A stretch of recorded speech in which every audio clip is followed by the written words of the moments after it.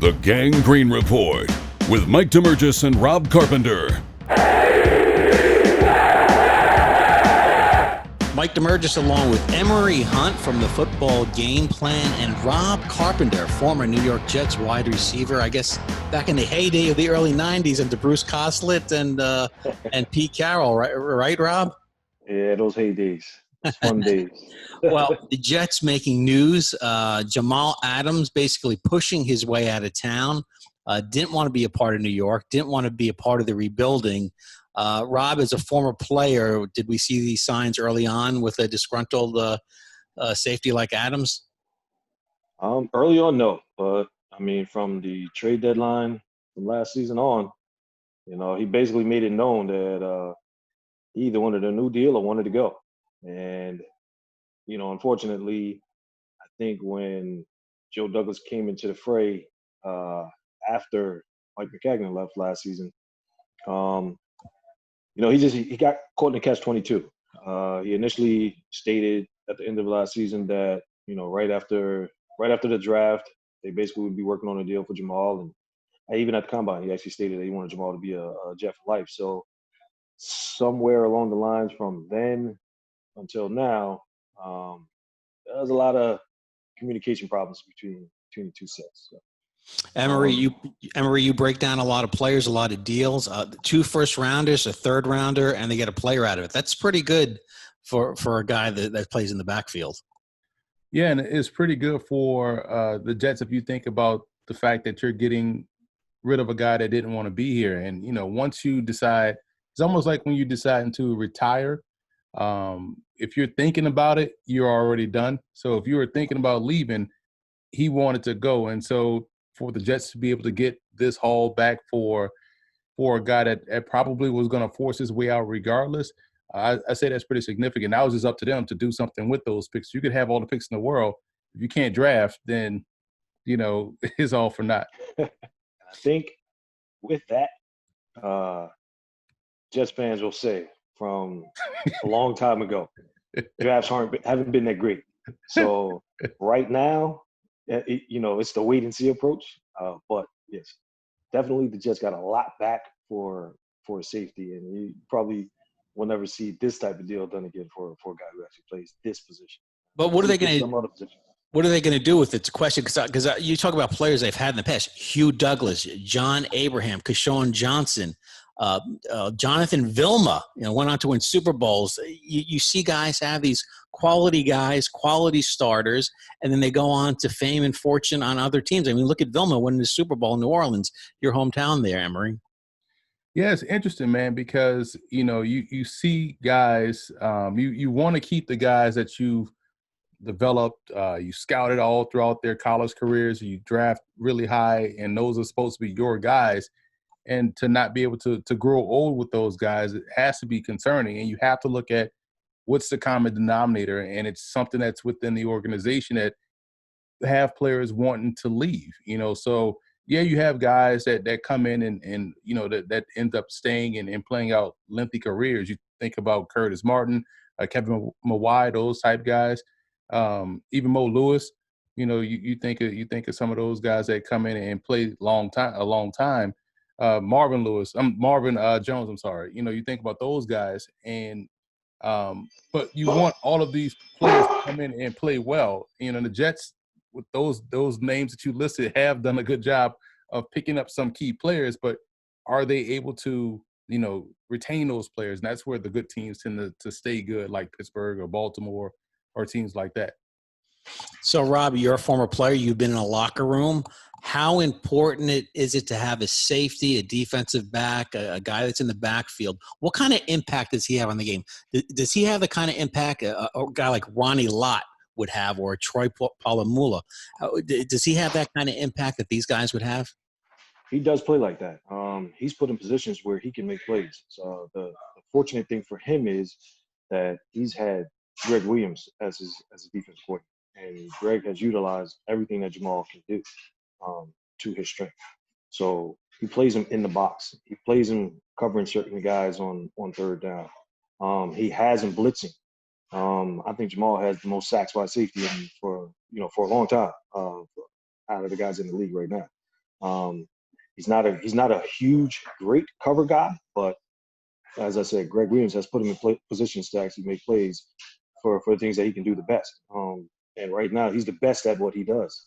So you don't really see a guy like that being a high priority from other teams because you can get certain guys at that position to do things similar to him.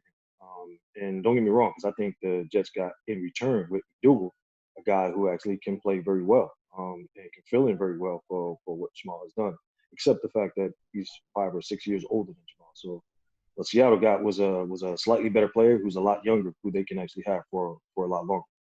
Emory, how do you see the Jets defense changing now? What kind of adjustments do you think Greg Williams will make when you don't have that impact player like Adams in the backfield, defensive backfield, who can do so much, in particular, put pressure on the quarterback, which is really, outside of having the quarterback, putting pressure on the quarterback, it's the most important thing.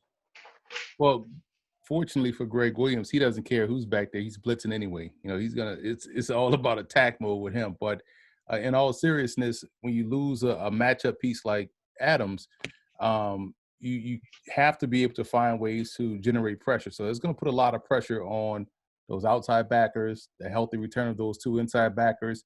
Quentin Williams having to develop pretty quickly in his second season. You hope to get pressure elsewhere because, like Rob said, Adams led the team in sacks last year. He had 6.5. And so that's not what you normally hear from a safety. Plus, he was a TFL machine. So he made a lot of plays in the run game, more so than what you are seeing nowadays from safeties, the way the game is now spread out and everyone's making plays in space. So for Greg Williams, he's going to have to find ways to generate pressure within the front 7 because he loses, I think, a +1 with Adams being now in Seattle. Yeah, when you put him in the same vein as a Ronnie Lott or Palomala, you're saying something special. He's talking about guys that are Hall of Famers. Let's move to the offensive side of the ball here. Adam Gase going into his second year. I really thought he was going to be one of those coaches, which is rare in the NFL, gone after the first year, but he survived. The Jets actually stabilized towards the end. How much pressure do you think is on Adam Gase in year 2? I think there's a lot of pressure on him. For one, trust me, the fan base doesn't want him here. So they are giving that end of the season run that he made. I believe they finished the season 6-2 at the end of the season last year. They actually end up 7-9. They're giving that just a one-off and saying, Sam has actually improved. The teams that they were playing. Has he improved? Though you're a former wide receiver. You know about the guy. He has improved. Do you think? I believe so. He's picking up the game. The only problem is going to be he'll have his second year in Gase's offense. It's going to be a problem if Gase isn't here. Then next year, him going into year 4, he's going to be learning another offense. So that would be 3 offenses in his first 4 years, which is detrimental to a young quarterback. I don't care how good the quarterback is. By year 4, you should have been into a system where you're actually improving, hand over fist. Everyone says the biggest jump for a rookie quarterback is from the first year to the second. Sam has made improvement. He's going to his 3rd year. He actually, I believe, will be improving again this season. It's going to be a strange season because they couldn't do OTAs. They couldn't get a chance to work out with each other. He has a lot of new receivers that he's going to be thrown to. So he might take a step back at the beginning of the season like that. Jets aren't slated to go to the playoffs this year anyway. So for me, it's just hoping that Sam does improve in areas where you would hope the quarterback does. Limit the turnovers that he has, be efficient on 3rd down, and just keep the chains moving like he should. So if he does that, I'm all for it.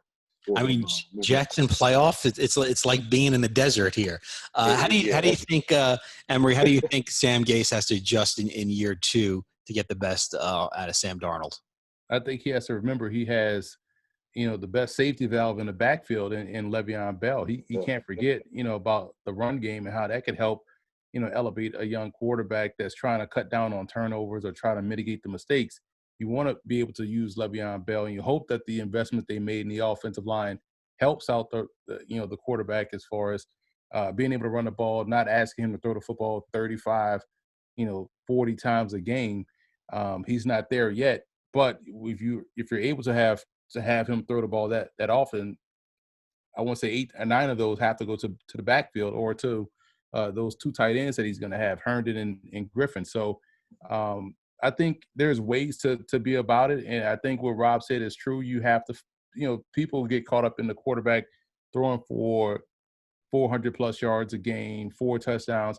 All you really have to do is keep the offense on pace, convert when you can on third downs, play efficient inside the red zone, come away with points, 3 or 7, and just play winning football. That right there will lead you to play winning football. It doesn't matter how you get it done, as long as you get it done. And I think it's up to Gase. I think Gase can be an issue to overall team success, because you look at what happened in Miami. He was the reason why they let go or traded off a lot of their very good players. So you see what's going on here in New York, jettisoning guys that are really good players, getting these guys off the roster. You got to look at what's the common denominator, and it's him. So that's something personal with him that he's going to have to check, because the Jets do have enough, I think, offensively to where they can be productive. And with Greg Williams on defense doing what he does, playing aggressive, they could be in a lot of games like we saw the back half of the season. One thing Rob, you actually said, Emory, which made a great point, was for Sam to actually utilize Le'Veon Bell or whatever back is in the backfield and the 2 tight ends. One thing he didn't have the luxury of last year was having Herndon with him.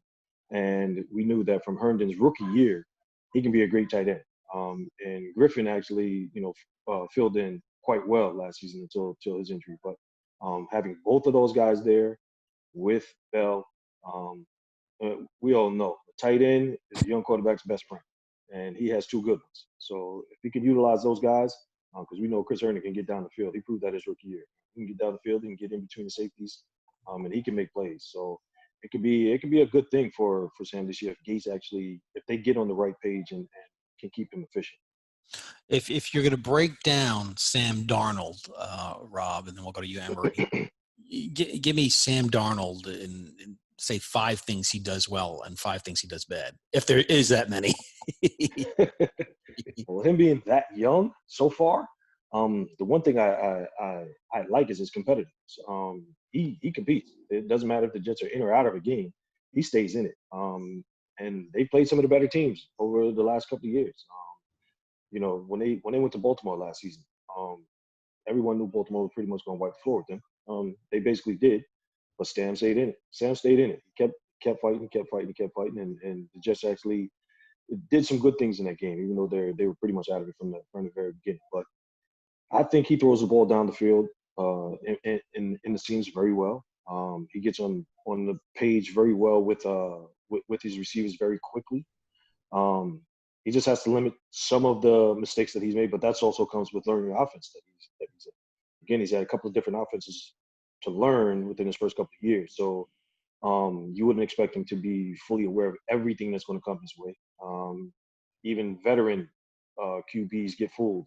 If they've been in offense for 10 years, they still get fooled. So having a young quarterback learn 2 different offenses in his first couple of years is always going to be hard.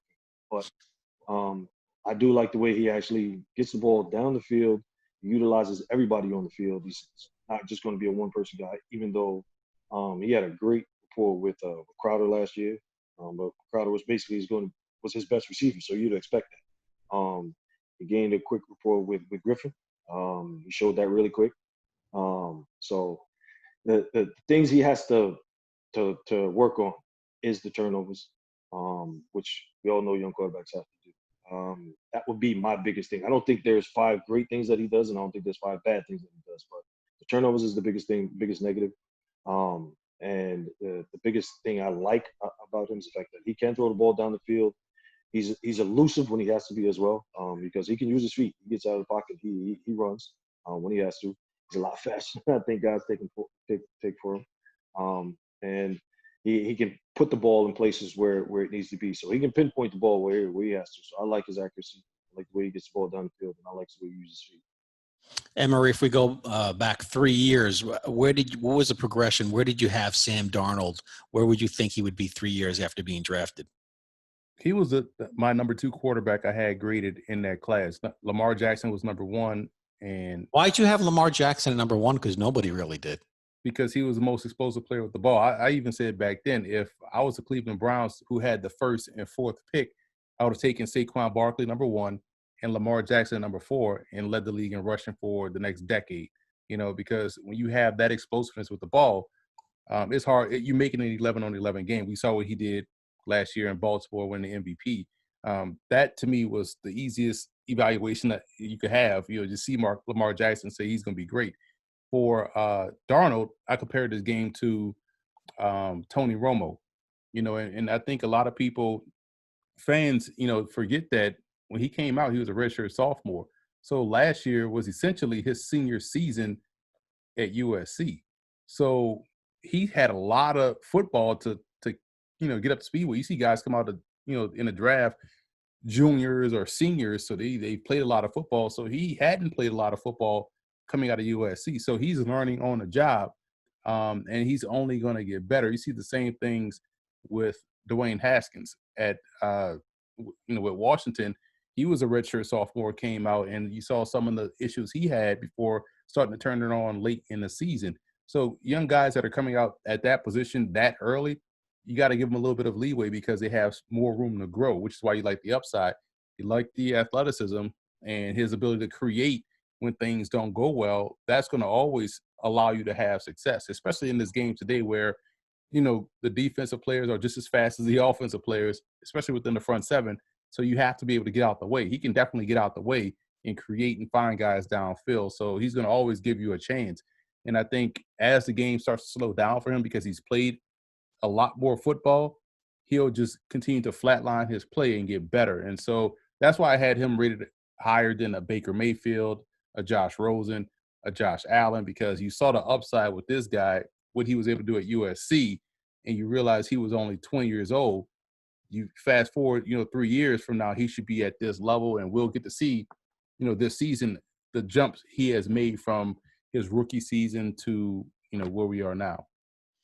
Well, as a Jet fan who hasn't seen a playoff win in 10 years and then a lot of dry years in between, let's hope the ship gets somewhat in the right direction. And hopefully we have football because we don't even know what's going to go on here with football, and keeping the players safe is the most important thing. We're seeing it now in Major League Baseball, the Marlins, the Yankees, the Phillies, all going to have their games canceled. I think what's happening right now with baseball is foreshadowing what might happen with football. Basketball has the luxury of not having as many players to keep safe, so they can go in a bubble. Hockey has the luxury of almost the same thing. Hockey split their teams up, one on the eastern coast of Canada and on the west. COVID is not running rampant up there, so they have that luxury of a semi-bubble as well. But baseball was going to be the big key for me to see how they handle it and to see what happened if a breakout happens. So we're at that point right now. And I can't see anything positive happening with this for football because of what's going on with the Marlins right now. And if more positive tests come out from the other players from the Marlins, yeah, it's going to be tough because of one guy test positive in training camp for football. I think the fear factor is just going to run through everyone. You might see a lot of guys end up opting out for this season. Rob and Emory, I can't take watching former players or current players play Madden or anything else. I can't. That's not sports. Forget it. I need to see something real. My thing is if the league had a little bit of foresight with the way the cases have dropped out here in New Jersey and New York, quietly, this is where they could kind of simulate a bubble. You think about the places here, you got MetLife, you have Stadium, Citi Field, Rutgers, Princeton, UConn. UConn, you have Buffalo, Buffalo. You have Stony Brook out there on Long Island. So you have places and the hotel space to kind of create semi-bubbles across those areas. So we'll see. You're right. The Marlins thing, everyone is watching and hoping that gets under control, because if not, because of how baseball and football tends to be transient, unlike those other sports, it could be an issue. Emory, you're the fixer. We're going to call you the fixer. You're going to fix things as we go along. Well, hopefully we have a season. We could do a chat each week about the Jets and see what's going on. And hopefully, like I said, we get the ship righted. We'll see what happens. We're going to find out everything probably within the next 2 weeks, because all this testing that they're going to be doing for the first 2 weeks of training camp, with the guys actually not actually participating in pad practices or actually any practices at all, just workouts. If there's a slight breakout at all from any of that, the season is pretty much coming. Well, I know my time with the Giants, traveling on the team plane, you're talking about 300 people travel on the plane. Something's going to get by. Something's going to slip by. Guys got to start taking care of each other too. Like you can't be going to Magic City to go get wings. Exactly. You gotta realize the big picture. Like, man, we just gotta hunker down for these 4 months, and we could be good. But you know how it is, man. Guys, you see it, in college, guys break curfew. It's just because. When you have young players, when you have young guys think they're invincible. Exactly. It's going to be. They have to think about the guys that actually have families. Right. So that's going to be the biggest adjustment, is getting the young guys to buy into the fact that, listen, life is not over. It's only here for a few months that you actually have to resist those temptations to actually go out. You got a few months to just relax, do what you got to do, get this over with, and then go have your fun during the off season. But it's tough trying to get a 20-something, early 20-something-year-old to say, I have to sit down for the next 12 months, not doing anything other than playing football. That's almost impossible. Right. That's the problem right there. Like, if they can't do that basic thing, then we're not having a season. He's Emory Hunt from the Football Game Plan, and Rob Carpenter, number 81, the former New York Jet. I'm Mike Damergis.